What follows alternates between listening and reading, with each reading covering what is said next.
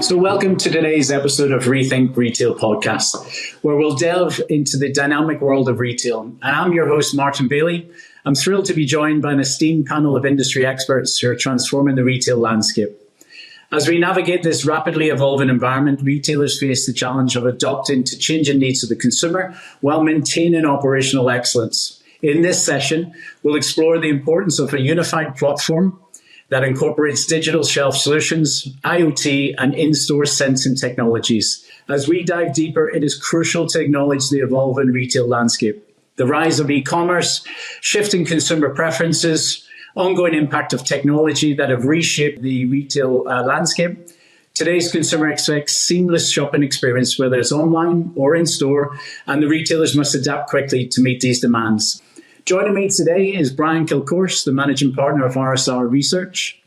How you doing, Martin? I'm glad to have this topic today because it's exciting, it's timely, and retailers are very focused on it. So thank you for asking me. You're welcome. Then we have Boutet, the Chief Strategist at Studio RX. Yeah, great to be here. I mean, transformation is continual, so let's have a great conversation about how that continuance is manifesting itself in and out of the store. You're most welcome. And Pauline MONIN is the Director of Product Marketing at our good friends at the VusionGroup. Hi, Martin. Hi, everyone. Thank you for having me. This is indeed a great conversation that's awaiting us. So many options for retailers to think about transforming how they're bringing, these experiences to their shoppers and their associates. So very excited to be here today. And Fusion is at the forefront of that innovation. So I'm very much looking forward to your input there. So together we're going to discuss the key strategies that top retailers are implementing to thrive in complexity whilst embracing digital transformation. So whether you're a retail leader or you're simply interested in the future of shopping, you'll gain practical insights that can help your business navigate today's challenges and emerge even stronger. So let's get started, shall we? So if we were to talk about the understanding of the power of the unified platform, perhaps we can start with what does the unified platform really mean for retailers? And how does it bring together different in-store technologies? And I'll open the floor. I'll start with that one. You might think of it as a softball question because the reason that the unified platform is so important is because consumers don't see channels. They just see solutions. Either you solve the problem or you don't.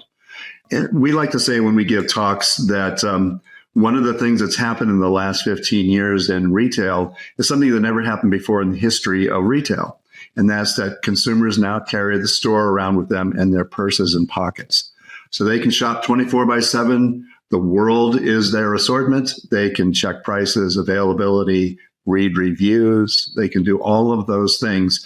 And they expect retailers to be able to respond in kind. So the question for retailers is, how do you join the consumer's digital world? Because they're already there.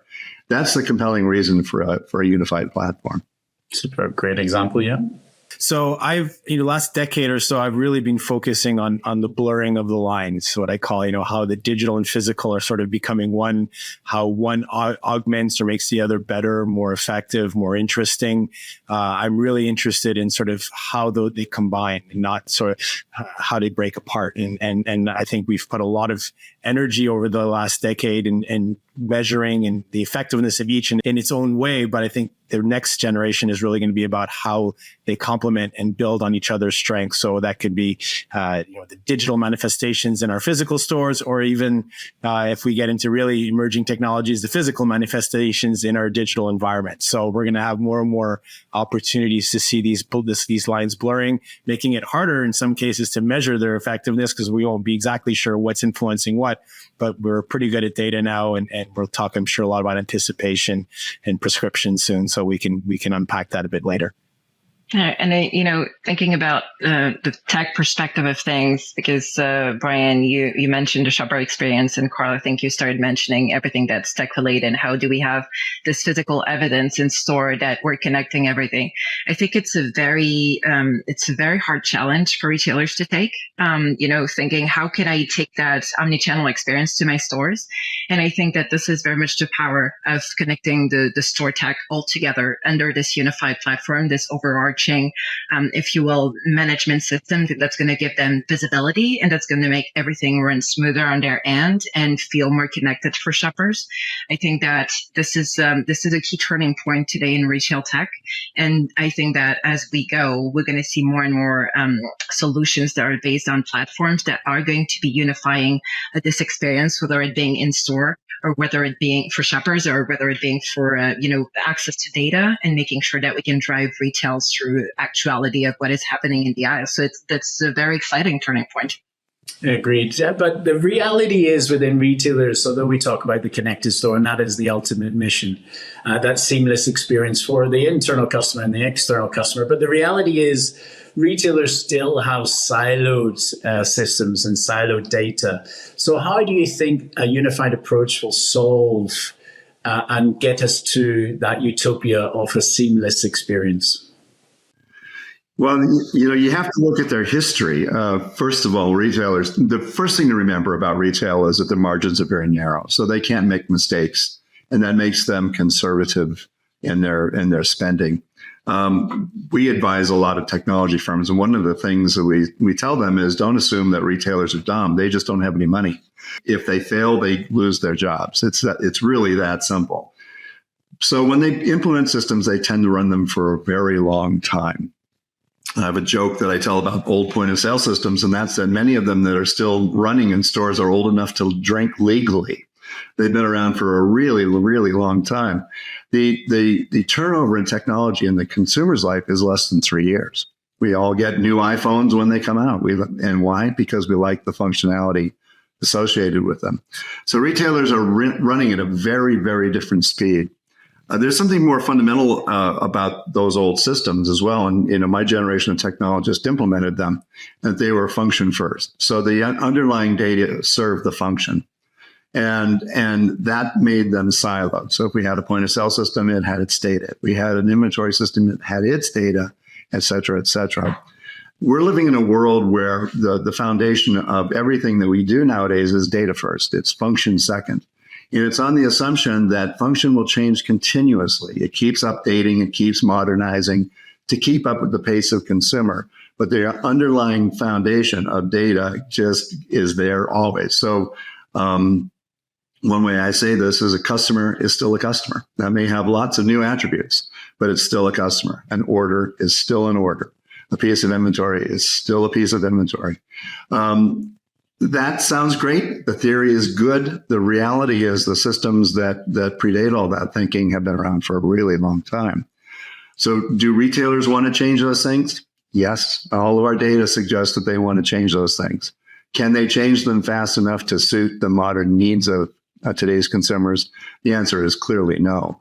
So the question is, how do you close those gaps? How do you become more agile? How do you fix these problems without breaking yourself in the process? And I think that this is where the platform aspect comes into play, right? Was the technology evolving, whereas all of these systems were created to serve a function, to your point, creating the silos, the virtual silos, but existing ones. I think that retailers can start thinking about, if I want to evolve tomorrow, because I don't want to get into the same situation in 10 years down the road, how do I build the backbone and the platform that's going to help me kind of enable this data flow that's going to be, free flowing across the entire system? And I think that this is a very key question that retailers can start answering with what's emerging on the market today when it comes to technologies that are existing. To your point, silos create blind spots. Imagining a store running the inventory and running the aisle operations was a different set of data. They might not be at the same level. They might not be at the same level of accuracy.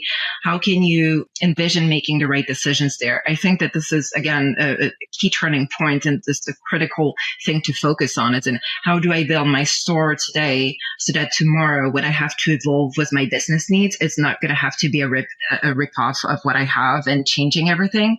I think it's a very good question to put out for retailers to think about. It's a good point. And maybe, Carl, is there any technologies out there that is driving the connected store, or what is available out there from a technology point that really excites you, that you can see the sense of that connected store, which is ultimately, as I said, the utopia? Yeah. So, I mean, first of all, I'll just sort of pick up on Pauline's point around the blind spots, because it's something that I've spent a lot of time in the last year thinking about. I actually wrote a book called Blind Spot. So thank you, Pauline, for the plug. And the idea here is, AI is been accelerating so much of how we think about technology. And what I get excited about is the ability to get better at contextualizing the data. And that's how you end up breaking down the silos, I think, in a lot of ways. It's just really understanding sort of the different points along the way. And we tend to focus a lot of our attention, because it's what's in our face, on the consumer facing stuff. But where I get really excited is also in the back of house and how those two merge. So how do we get the operations and the logistics to sort of keep up with what's happening in the front of the store and connect those two worlds together. So, there's obviously a lot of different technologies, from RFID to computer vision and everything in between, basically trying to connect that. And as Brian points out, there's obviously a speed to market an agility factor that lags at points, but at the same time, the retailers, I've been seeing more and more of them at least open and curious, and not just the large ones. I have some independent retailers, one store clients that basically are integrating this right now, because they realize, first of all, they need to remain competitive. Their resource allocation is really, really important right now. Where is it that they're spending their time, money, and energy to keep up with the consumer and remain relevant? So they're leveraging these technologies and they're coming out fast and furious. But I think we're seeing first and foremost this need to just create better operational efficiencies, and that sort of everything sort of flows from there. So, Pauline, you're head of product marketing for VusionGroup, which is transforming the world when it comes to the connected store. So maybe you can give us the technologies as well, on top of what Carl's already mentioned. What is out there and what is really shifting the needle in terms of the connected store? Sure. Transforming the world. No pressure here. Thank you, Martin. Yes, we are indeed leading a huge wave of change, is what we're envisioning in the near future. We do have, the sense that this platform approach is something that we're going to see more and more coming. Retailers thinking that challenges that they're experimenting today that were maybe a once and done fix with a solution might not be what they want to look at tomorrow. And so we do have a sense that we launched at NRF 2020. 4 or 5, I can't even remember. It feels like ages right now, but it's brand new on the market. It's a platform that connects it all, if you will. It's the scalability that you need as a retailer to start wherever you are in your journey and to add to that. So that's a hardware and software platform that enables you to do a simple pricing and promotion automation. To Carl's point, where do you want to spend your money and time when it comes to associates, and where should they be focusing? And then that's a platform that evolves and that can integrate computer vision data, and all of that running on an interpretable communication system, which means that as you grow as a retailer, as your use cases and your needs grow, we're able to evolve as you are. So this is something that I think has, from an investment perspective and from an evolution perspective, has a lot of potential when it comes to solving challenges today and tomorrow. So again, an overarching hardware platform, the ability to plug in sensors, integrate within existing systems, because Brian, to your point earlier, some systems are existing, systems work well. Why would we break something why would we change something if it's not broken? So here the idea is, how do we integrate very much in an existing system and expand to third parties and expand to third-party solutions, or IoTs, is the idea that we have behind this Epsys platform that we're talking about here. So there's more and more technology that are going to be enabling retailers to have a free flow of their data with the same level of accuracy everywhere around the store, feeding either the operational aspect with associates, giving them insight on where to focus their time and energy. Let's not forget the shopper experience, right? Being able to customize their journeys, helping them find things, helping them find alternative shipping methods if their products are not available. And it's also going to enable retailers to make those informed decisions. The store not being a black box anymore, having that visibility over what's happening in the aisle is very much what we're looking at for the years to come. So extending on from Pauline then, in terms of the benefits, we spoke about the in-store experience just now, Pauline, with great vigor. Maybe Brian, within the in-store sensing and analytics, retailers have to access real-time insights, otherwise it doesn't make any sense. So can you share some examples of how data can drive smarter decisions and that smarter store? Well, it's a good question. I'll preface that by saying if you think about those technologies of old that I was talking about, they were very transactionally driven. So another joke, excuse me for this, but if you look at a store 10 years ago, the only technology that you'd see in that store was a point of sale system, right? So it's at the checkout lane. What are customers doing when they're checking out? They're checking out. They're leaving. So the opportunity to influence their purchase is done. What retailers are focused on now is being able to see what's going in the operation. Now, why do they want to see it? The reason they want to see it is because they can impact it while something is happening. So a simple but pretty profound idea is the idea of being able to influence a shopper journey while they're standing in aisle. Do I want to be able to help the customer make the best decision for his or her lifestyle based on the information available? We already know that consumers spend a tremendous amount of time. I think I read a statistic that said something like 80% of all consumers are checking their phones, their mobile devices, and reading reviews while they're in the store. Why wouldn't you want to have that conversation with that consumer? Why wouldn't you want them to talk to you about what they're looking at and why they're looking at it? So that's a simple example. But being able to see is a precursor to being able to analyze. And if you can analyze, then you can react. And retailers are working towards the notion of being able to react in something approaching real time. And by real time, we mean now, not next week or tomorrow, but now. And consumers are expecting that, so we need to meet it. Excellent. Maybe, Carl, anything to add on how do we become smarter? The consumer, as you mentioned perfectly, is blurred lines and the consumer's already there. How do we use technology and a unified platform to really hone in on the big benefit of real-time data? Yeah, I think Brian brought up a really interesting point around the technology being sort of checkout centric. And I my thesis is more and more that we're going to lose that technology because it doesn't add value.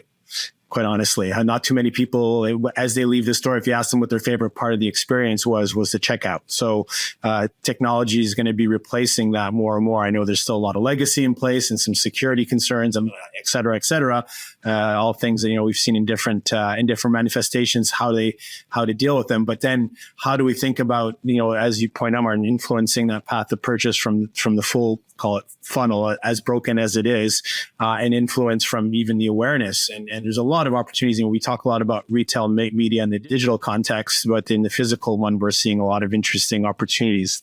The challenge right now is aggregating the contextual information that makes sense and getting that data, not just on the shopper, but in people like the shopper, and trying to find them along that path and picking up where they left off. As we were just talking about, the influences they have on their mobile to the influences they have around them in the shopping environment. And is there a way to better position those to really drive behavior that's conducive to what the purpose of the location is? And it's not just transaction, right? There's influence in there. There's a lot of different new business models that we could explore and think about that would influence those technology choices. But the idea is it's pretty simple. A lot of the technology right now is how do we recreate a lot of the data we have in the digital environment into the physical? Like, how do we understand that path to purchase? Because we basically know by the millisecond what's happening in our digital, our 100% digital assets, and we've been playing catch up since they're in our physical ones.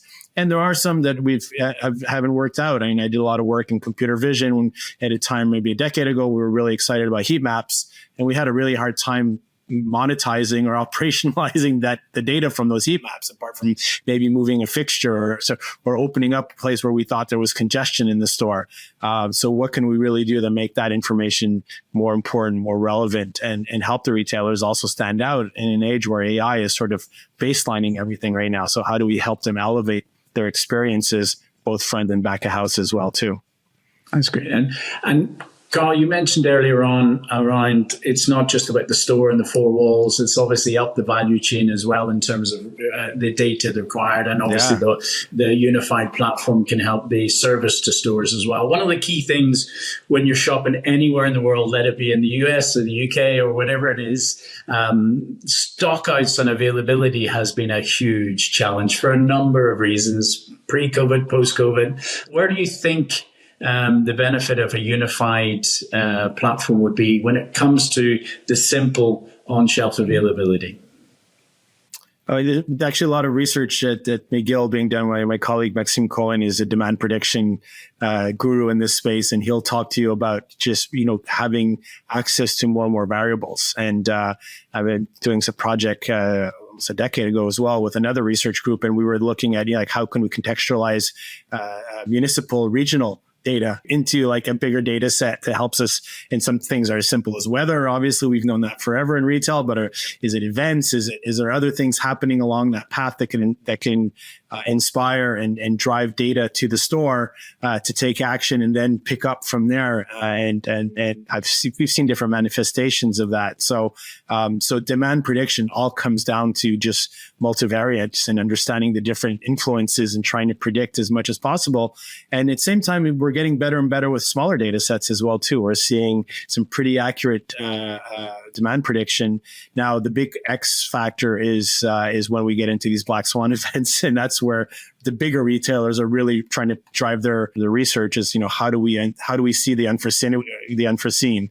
So that's the next level. But there is more and more research around that as well too. It's fascinating to try to predict the next event that's really going to sort of catch us potentially off guard, and how do we get that data, and how again do we bring it to the store? When I say the store, I'm talking physical and digital. Obviously, I'm not separating the two.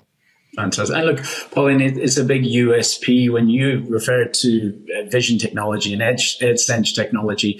Maybe describe in your detail how Fusion can help on shelf availability. What is your solution, and does it help? Sure.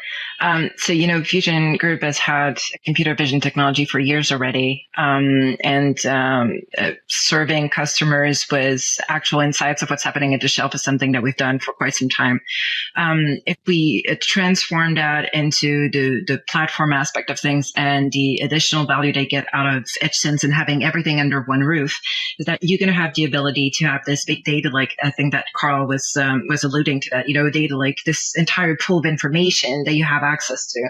So here, think about it as opposed to having this information coming through one piece of your store and feeding only the associates that might be responsible for that. You're going to have access to this information that's going to be both feed the associates' tasks, that is going to prioritize what they have to do. And that's also going to feed the supply chain system automatically, making sure that, this visibility of what's happening in the aisle is going to go all the way to the supply chain team so that they can make those informed decisions, all the way to incorporating this AI and forecasting aspect so that we can help them make those decisions with, some sense of what's coming next is what we're looking at very much. So this is where, having those technologies serving customers as we have today, serving retailers as we have today is amazing. It's a huge gap, in between. I'm guessing, Brian, you were mentioning that you've been in retail for quite some time. When you see retail back 10 years ago, 5 years ago, and even now, and in 5 years, retail is going to be very different from what we know even today. So the ability to connect all this data is going to build what retail is going to be in 5 years down the road. So this is where it's going to be transformative. It's going to be game changing for retailers and for shoppers. And, we could talk about the inventory, but we can talk about so many other things. We alluded to retail media, the ability to communicate directly in the aisles with customers and shoppers is a reality. It's no longer something that we could dream about. It's a reality with systems like that are running on an interoperable network that is able to interface with Bluetooth-enabled device. Think your phone, basically. We have the ability to communicate, not in an invasive way, but with things that are relevant to the customer, depending on where they're located in the store. So think about all of that as a pool of data that you can have access to, and then that can feed or fuel whatever you need to power through your entire retail chain network. So this is power lying in the data that we're talking about here. It's not just the platform. The platform is very much the framework. It's the foundation, but that it unlocks so many things and so much value for retailers down the road, one step at a time, obviously, but it feeds very much, the associate aspect, the shopper aspect, and the retail as a whole aspect with those decision-making tools that we can develop from there. And Brian, we we need to talk about customer centricity. That is the essence of what retail is. And we've referred to one of the benefits on-shelf availability, real-time data. But how does AI take this big data in the connected store and improve the customer experience, or in particular, maybe the customer journey in terms of navigation or product discovery or whatever it may be? How does AI bring together a much improved customer experience or customer journey? It's a great question, and it again, going back to the Wayback Machine. If all we had was transactional data, then our decision cycles were based on our ability to aggregate those transactions. So our decision cycles might be quarterly or monthly or weekly or daily, and we lived with that because that's all we had. We now have a lot more data. We have a lot more data about the operation. We have a ton of data about the consumers. Carl mentioned that we have a lot of data down to the millisecond about what the consumer is doing in the digital space. And oddly, we're just now starting to get data about what consumers do in the physical space, the one thing that we've been running for a long, long time. But it's good. If you remember what our role is as retailers, it's to bring demand and supply together. When both have volatile conditions associated with them, then we have to be able to respond very, very quickly. As it relates to the consumer, our research has shown over and over again that consumers don't really want personalization per se, but they do want relevance. I think, Carl, again, you used the word relevance. And basically they're saying, don't bug me with stuff I don't care about. Now, that's very, very different from the shopping experience a very short time ago when consumers were essentially an open book. They walked into the store, they would see what's on ad, they'd walk the aisles, they'd make their decisions. The whole shopping journey was in front of us in a physical way. But now the shopping journey is digital, and they're making their decisions right down to the point of basically putting it in a basket and buying it before they even walk into the store. So they don't want to be bothered by huge assortments. They don't want to be bothered by offers of products that they don't care about. They expect you to know what those things are because they've told you. So now, how do we deal with all this non-transactional data? AI is, of course, the answer to that. And I try not to overstate, not to hyperventilate about AI. But the fact is that AI can deal with non-transactional data and come up with statistical relationships that are meaningful. And when you buy enough of this, then this is likely to happen next. And that's tremendously powerful. Retailers are trying to use that new technology to absorb the new data and make decisions in something approaching real time, as I said earlier, to provide relevant solutions to consumers' lifestyle needs. And that has to happen in the entire journey, not just on the digital side, but in the physical side as well. Carl, where does AI play in improving the customer journey, let it be navigation or product discovery, for example? Well, I think Brian just probably alluded to, a significant part of that is the correlation strength. That's what AI is really good at. Now, it's interesting because we're getting into a state now we're seeing models that are maybe even helping us get closer to causation, which is more important than correlation, because obviously, the old saying, one didn't necessarily equate to the other. So that comes from the contextual information. And I sort of frame it in two different ways. And relevance is the core tenet. It's something I study a lot. I developed something called the Relevance Index, which looks at different attributes and how we can measure them to see how we're impacting that path to purchase. But there's two sort of key acronyms I think that we're seeing a shift towards in our industry that are laying the foundation where AI is going to be able to support. And I use AI in the broad sense, but it's really just getting better data science. The first is this shift from, the traditional sort of closed box CRM to CDPs now. So we're able to contextualize data in these much larger platforms. I remember a decade ago, or a little over a decade ago, I went back to school to learn more about the latest trends in data science. And we're getting very excited at the time by unstructured data, which is kind of laughable now because we don't even want to bother with structured data anymore. We want the unstructured stuff so that we can just kind of catch these odd correlations. So I would say sort of this shift to CDP is really important right now, where we're thinking much broader sense about the customer, much less transactionally, as we've been talking about, and trying to understand. And the second acronym that's been around for a while, but I think we're starting to get better thanks to AI to get the variables, the tweaking of the algorithm better, is customer lifetime value. Like, how do we think about the customer again in a broader sense, and how do we engage with them? And this adds a lot of opportunities within new business models that are not just margin plus traditional retail resell. There's a lot of ways that we can engage and monetize our relationships with our customers in ways that are mutually beneficial. And that AI is going to play a bigger and bigger role there too. And some of that will be some sort of form of personalization. I agree with Brian that I think people want relevance more than personalization, especially when we get into the creepiness territory. So we got to be careful of not overdoing it. But I think those two acronyms, customer data platforms and customer lifetime value, talking about customer centricity, those are the two probably most customer centric approaches. Where is that data going to come from to deliver on those? Well, it's a lot of the technology that Pauline's been talking about, where we're seeing what VusionGroup is doing and trying to connect those different moments of truth. And Pauline, I want to stay on it because I've been lucky enough to be in your innovation center in London with Fusion. So I've seen the reality of the question. So what does Fusion do to use AI to improve navigation and product discovery? So we can do a lot of things, and AI is used for many, many things. Earlier today, I was prompting a very well-known AI platform with some questions, and very simple as in, what do people prompt you to answer as a question? And I could say it could answer anything, right? So, we've built and we have here some ways to prompt AI and as a shopper and ask it. I need to feed a family of 4 people. That's my budget.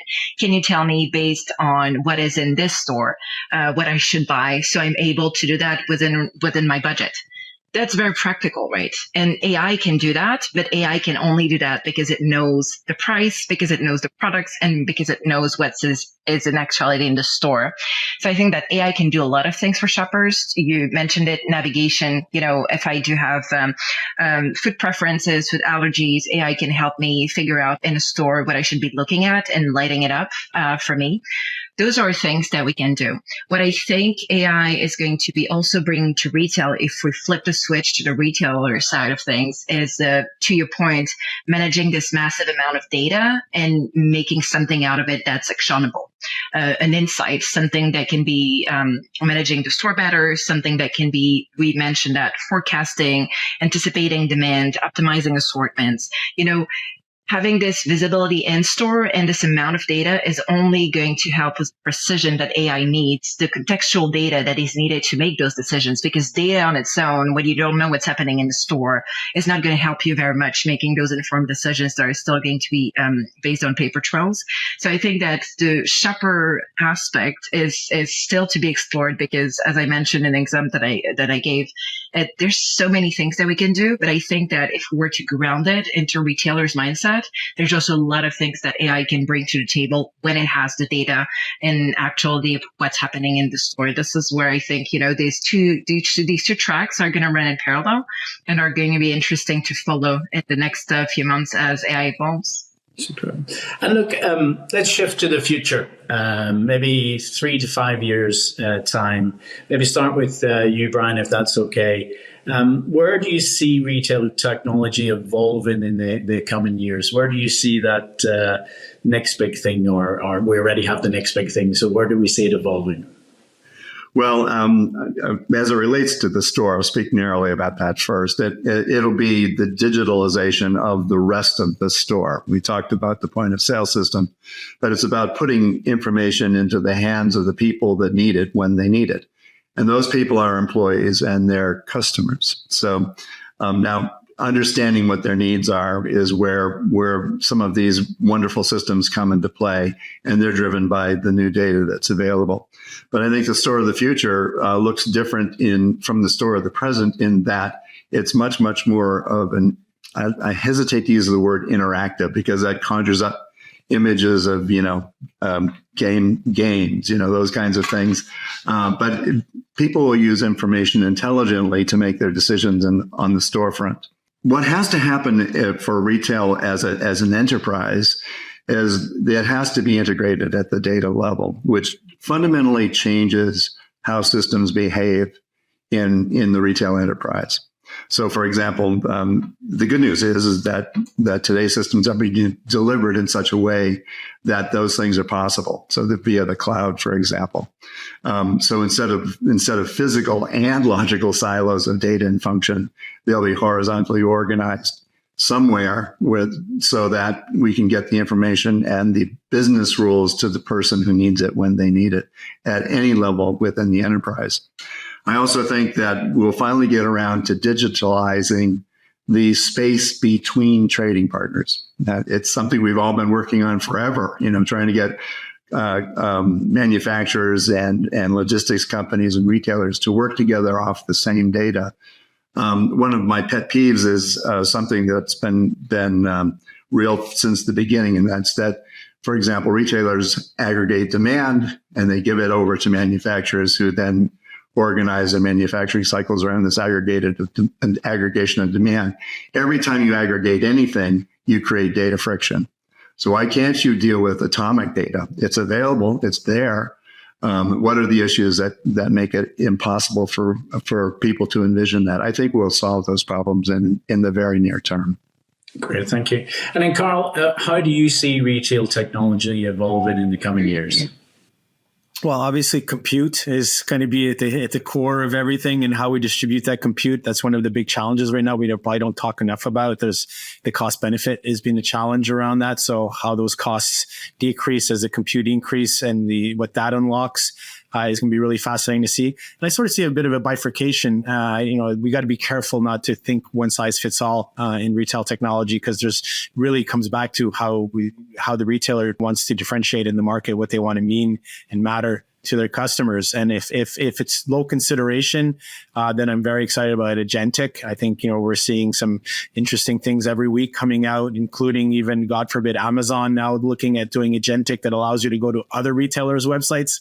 Imagine the value of that data when people are saying, well, why would they be interested in sending a customer to a competitor's website? Well, I'll tell you why, because they can figure out what they don't have and react to that. And that low consideration stuff is going to be really interesting. And you need a lot of technology to get that agentic working properly in your own house. So a lot of the technology that Vusion's talking about will facilitate part of that.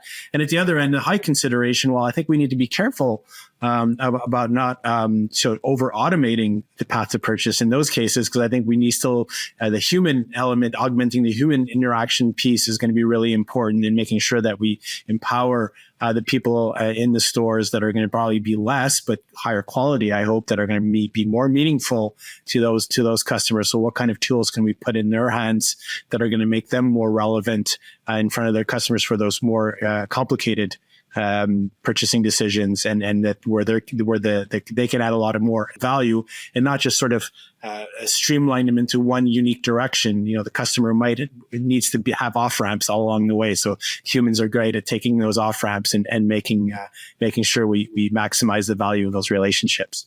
Yeah, I love those two big points: human centricity, AI, and own and build your own intelligence. That's going to be the biggest thing for all companies, not just in retail as well. So maybe moving into the last big bit of advice we can give our audience, our retailers out there that are listening.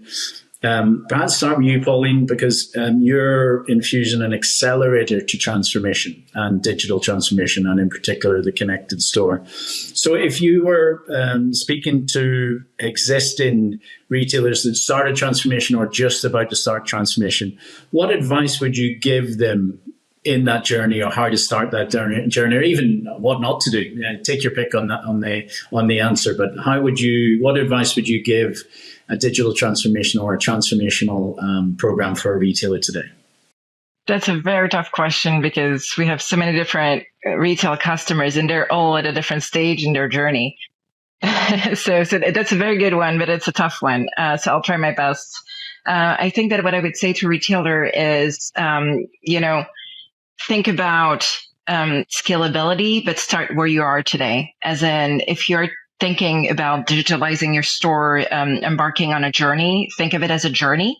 So you can start small, that's fine, but pick the right tech, in the sense that, like I was mentioning, or might be the fix for today, might not be the fix for tomorrow. I would also say start thinking about your tech as a system, as an ecosystem, if you will. So we're talking about platforms, so that kind of lives in the same realm.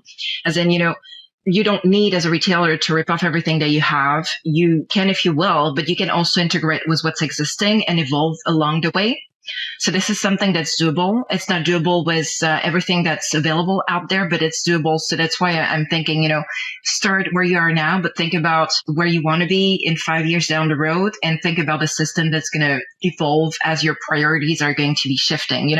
At the end of the day, it's not adding more tech. You will eventually, but it's how do you connect that tech together? How do you make sure that this data that you have here connects to the data that you have there? And how do you, to Clara's point, serve all of different stakeholders that you have to serve, whether it being shoppers, associates, or your stakeholders and decisions makers. So this is very much what I would say, start where you are, but think about where you want to be tomorrow and pick, the direction that's going to help you evolve, whether it being with a system that evolves or with a system that integrates with your current tech, or that will integrate with other partners further down the road. That would be very much, thinking with agility, as in, today's retail is not tomorrow's retail. So how are you going to take the steps today in your investment to make sure that you'll still be relevant tomorrow? Very good point. Very good point. And then, Carl, anything else you would add in terms of advice to the retailers out there, either beginning or starting transformation? Yeah, I think the key piece here, we've been talking a lot about technology and AI, but it all starts with culture. What is the company culture?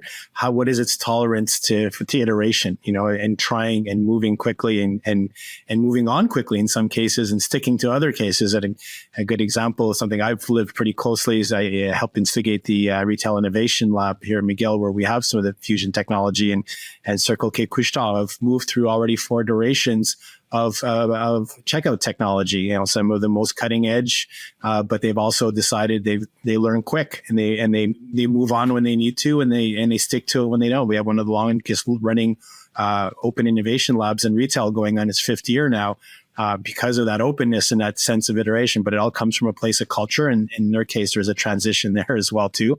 But how does the company think about it, and who are the people in place that we put the confidence in to help drive this agenda? So I think culture first, technology second, and then let's iterate and learn. Fantastic. And Carl, I would add one to that as well, which I love, that cultural innovation. A great saying is, what happens if you succeed rather than what happens if you fail? So the reality is the new playbook is not out there. You need to innovate yourself, and you need to create specific to your own organization, but also, do you have the skill set for the future? And that's something that people need to think about as well. So it's not going to land just by having technology. It's going to land by having the culture, technology, and the people. So a great summary, team. What a great power panel. Unfortunately, we're running out of time, so I will wrap it up. I can't thank you enough, Pauline, Carl, and Brian. I'm sure everyone listening has got a lot from it, and I'm sure they're spreading the word that it's a great podcast. So thank you, Rethink Retail, and everyone that's been involved as well. So from my side, I'm Martin Bailie, and it's been a great podcast. I wish everyone a great day. Thank you.